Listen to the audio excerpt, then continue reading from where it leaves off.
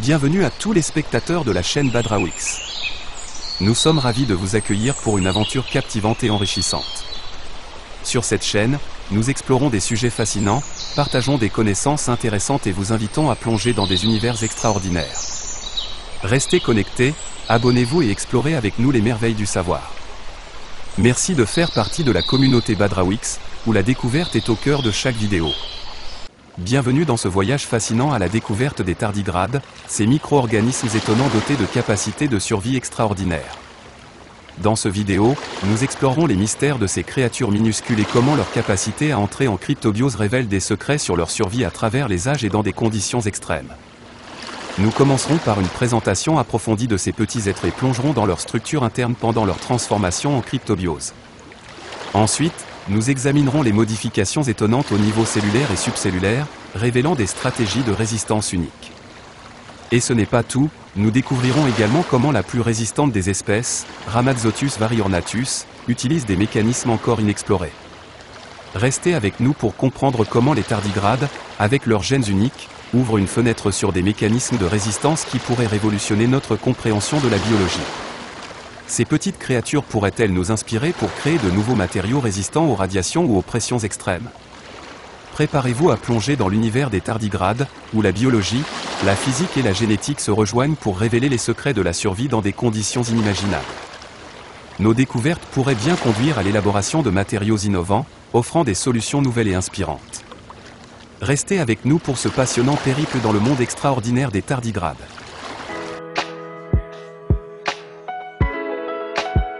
Les tardigrades sont réputés pour être les organismes les plus résistants de la planète.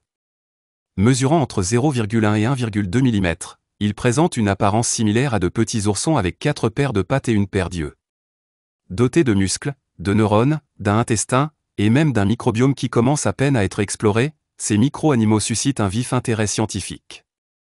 Leur existence sur Terre remonte à près de 500 millions d'années, ce qui en fait des survivants de 5 extinctions majeures. Actuellement, on recense environ 1338 espèces de tardigrades, capables de coloniser tous les milieux, des fonds océaniques les plus profonds, moins 4690 mètres, aux sommets terrestres les plus élevés, plus 6000 mètres. À proximité de nous, il est facile de repérer des tardigrades se dissimulant dans les mousses, sur les arbres, ou les pierres. Ces micro-animaux extraordinaires ont développé des capacités de résistance exceptionnelles, leur permettant de survivre dans des conditions extrêmes telles que des températures extrêmement basses, des pressions atmosphériques élevées, et même le vide spatial. Leur faculté unique à entrer en cryptobiose, un état de ralentissement métabolique, contribue à leur capacité de survie hors du commun. En plus de leur résilience, les tardigrades jouent un rôle essentiel dans les écosystèmes en participant à la décomposition de la matière organique. Leur microbiome, récemment exploré, ajoute une dimension nouvelle à notre compréhension de ces organismes énigmatiques. L'étude continue des tardigrades offre des perspectives fascinantes sur l'adaptation évolutive et pourrait également révéler des applications biotechnologiques novatrices. Ces micro-animaux, cachés à nos côtés dans les environnements les plus divers, continuent de captiver l'imagination des chercheurs et des amateurs de nature. À leur début, tous les tardigrades étaient des habitants marins. Les espèces terrestres d'aujourd'hui ont conservé une mémoire de cette période, se traduisant par une fine pellicule d'eau constante sur leur corps. Cette pellicule d'eau agit comme un indicateur pour les tardigrades, leur permettant de déterminer si les conditions sont propices à leurs activités, telles que la recherche de nourriture ou la reproduction. Ainsi, en période de sécheresse, la déshydratation entraîne la perte de la quasi-totalité de l'eau contenue dans le tardigrade, 95%, et près de 40% de son volume initial. Sous cette forme déshydratée et réduite, le tardigrade entre en cryptobiose, un état de vie fortement ralenti où toute activité biologique devient indétectable. Ce cryptobiote, semblable à un vaisseau atemporel, permet aux tardigrades de survivre jusqu'à ce que l'eau réapparaisse. Il offre également à ces micro-animaux la possibilité de voyager dans l'espace, en étant transportés par d'autres organismes, comme dans les plumes des oiseaux migrateurs, par exemple, ce qui leur permet de coloniser de nouveaux territoires ou des zones encore vierges, comme des volcans récemment émergés de l'océan. Cette capacité de survie et de dispersion unique des tardigrades révèle des adaptations étonnantes qui contribuent à leur longévité en tant qu'espèce et à leur capacité à explorer et coloniser divers environnements. Les capacités exceptionnelles des cryptobiotes des tardigrades auraient sans doute captivé l'imagination de Jules Verne s'il avait eu connaissance de ces exploits. En effet, sous leur forme cryptobiotique, Certaines espèces de tardigrades ont survécu à des températures extrêmes, comme le froid intense de l'hélium liquide à -272°C, plus bas que la surface de Neptune, qui est à -218°C, ainsi qu'à des chaleurs pouvant atteindre +151°C, proche de la température de surface de Mercure, +169°C. Ils ont également montré une étonnante résistance aux radiations, étant capables de supporter des doses de rayons X atteignant 5700 J, et des doses de rayons gamma de 5000 J, tandis que les doses mortelles pour les humains sont respectivement de 8 J et 4 J. En plus de leur résistance aux températures extrêmes et aux radiations, les tardigrades peuvent également faire face à des pressions considérables. À titre de comparaison, rappelons que la pression au niveau de la mer est d'environ une atmosphère, et la formation d'un diamant nécessite une pression entre 39 477 et 59 215 atmosphères, soit 4 et 6 gigapascales, GPa. Les tardigrades cryptobiotiques peuvent résister sans subir de dommages à des pressions allant jusqu'à 7,5 GPa, alors que des bactéries ultra-résistantes telles que Deinococcus radiodurans s'effondrent sous des pressions supérieures à 0,6 GPa. La capacité des tardigrades à supporter une pression équivalente à 74 019 atmosphères ouvrirait la possibilité d'un voyage à une profondeur de près de 180 km dans le manteau terrestre. Ces performances extraordinaires des tardigrades dans des conditions extrêmes révèlent une fois de plus la remarquable adaptabilité de ces micro-animaux, suscitant l'émerveillement des scientifiques et évoquant des scénarios d'aventure dignes des écrits visionnaires de Jules Verne. D'autre part, les cryptobiotes des tardigrades détiennent également le record de voyages spatiaux. En 2007, ils ont passé 10 jours en orbite basse autour de la Terre, à une altitude de 270 km. Après avoir été exposés au vide spatial, aux rayonnements cosmiques et ultraviolets, ils ont repris leurs activités normales et ont même commencé à se reproduire dès leur retour de la mission.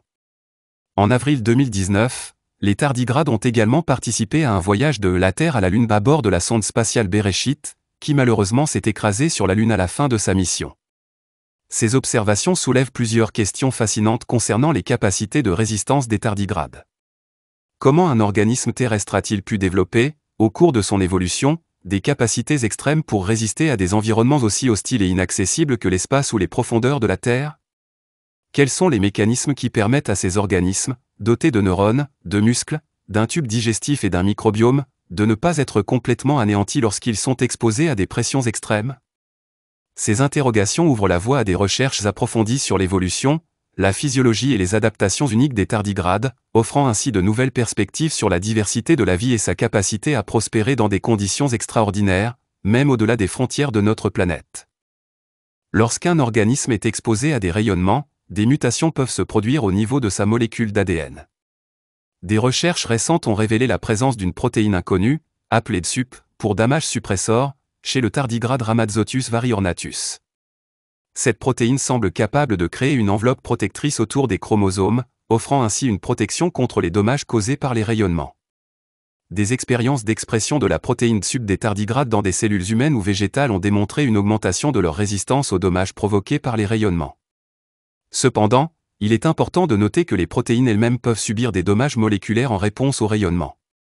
Pour quantifier ces dommages, les scientifiques observent l'accumulation de signatures telles que les carbonylations, qui correspondent à l'accumulation de monoxyde de carbone sur les protéines lors d'un stress oxydant. À l'Institut des biomolécules Max Mousseron, IBMM, de Montpellier, des chercheurs ont constaté que les protéines des cryptobiotes de l'espèce Ipsibius exemplari accumulaient des carbonylations en présence de rayonnements UVC de haute énergie, 60 kJ/m2, même si cette catégorie d'UV est bloquée par la couche d'ozone. De manière surprenante, ils ont également découvert que ces carbonylations apparaissaient spontanément au fil du temps, sur quelques semaines, dans le cryptobiote, même en l'absence d'exposition à des rayonnements. Le mécanisme utilisé par le tardigrade pour éliminer ces protéines endommagées à son réveil reste inconnu et fait actuellement l'objet d'études approfondies.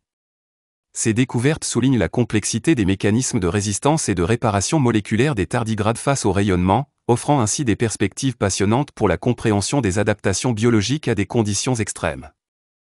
Jusqu'à récemment, les scientifiques étaient capables de décrire les capacités exceptionnelles de résistance des cryptobiotes, mais aucune étude exhaustive n'avait encore été entreprise pour comprendre les modifications internes spécifiques subies par les tardigrades. Les équipes de l'Institut des sciences de l'évolution de Montpellier, ISEM, en collaboration avec celles de l'Institut des biomolécules Max Mousseron, IBMM, ont entrepris une recherche visant à dresser un inventaire complet des modifications des structures cellulaires et subcellulaires, noyaux, mitochondries, etc., du tardigrade lors de sa transformation en cryptobiote. Ils ont utilisé la technique de microscopie électronique à transmission, qui offre des images détaillées de l'intérieur de toutes les cellules composant l'animal. Les observations effectuées sur l'espèce Ipsibius exemplari ont révélé l'existence d'une structure jusqu'alors inconnue chez les cryptobiotes. Cette structure intercellulaire, d'une épaisseur moyenne de 110 nm, un nanomètre équivaut à un milliardième de mètre, enveloppe toutes les cellules de l'animal. Elle est synthétisée pendant la phase d'entrée des tardigrades en cryptobiose et persiste pendant 24 heures après la réhydratation des animaux et la reprise de leur activité. La synthèse de cette néostructure est associée à des zones importantes de réticulum endoplasmique rugueux, qui est le siège cellulaire de la synthèse des protéines. Ces découvertes offrent un aperçu fascinant des transformations internes spécifiques qui se produisent chez les tardigrades lors de leur entrée en cryptobiose, éclairant ainsi davantage les mystères entourant les adaptations uniques de ces micro-animaux à des conditions extrêmes.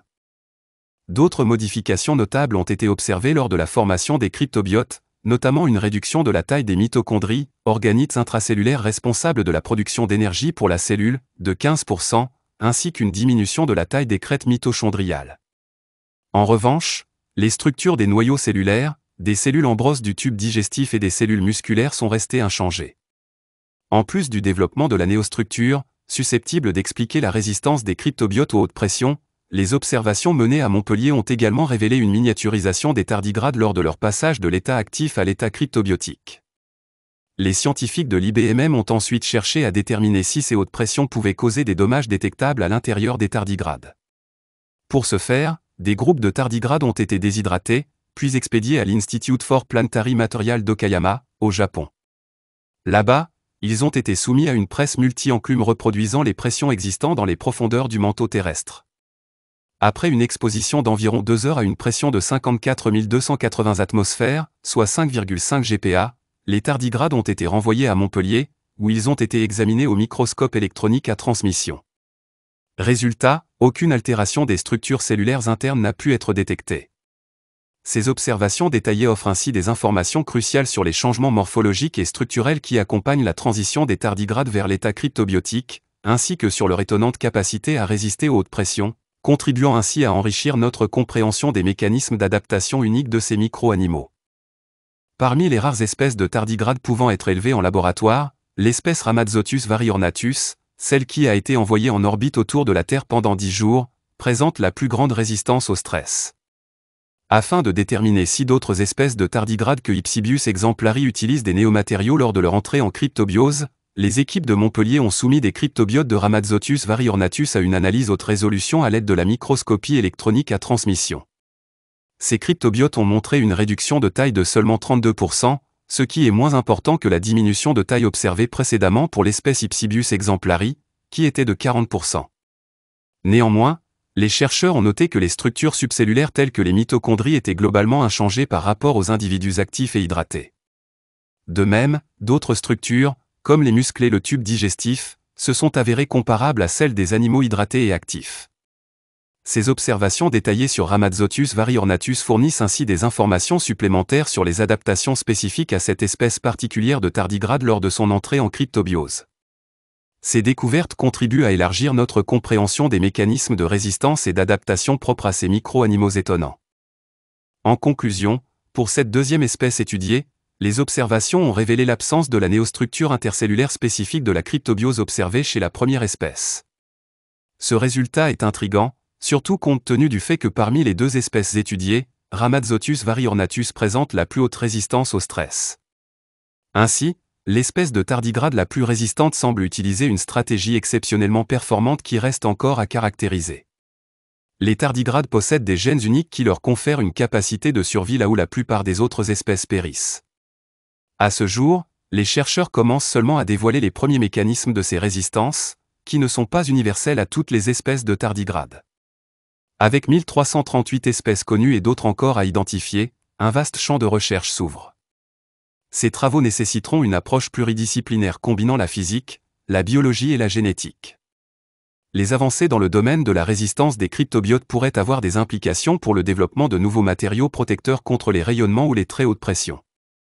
Ces matériaux pourraient s'avérer utiles pour la construction de dispositifs imaginés par des visionnaires tels que Jules Verne. Ainsi, Les découvertes sur les tardigrades ouvrent des perspectives prometteuses dans des domaines variés de la science et de la technologie.